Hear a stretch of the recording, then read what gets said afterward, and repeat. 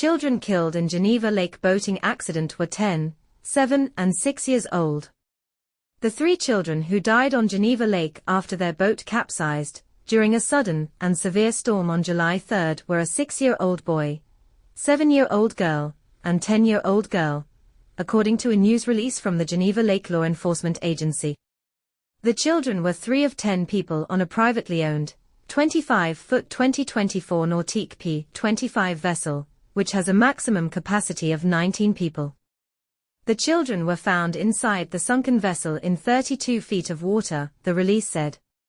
6 adults and 1 other child were rescued. Police said the children suffered no external injuries, and the preliminary cause of death is consistent with freshwater drowning.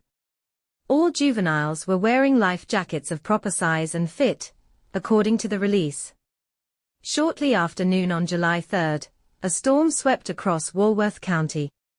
Despite lasting only 10 to 15 minutes, it produced severe downburst winds up to 100 miles per hour that downed hundreds of trees and damaged several buildings.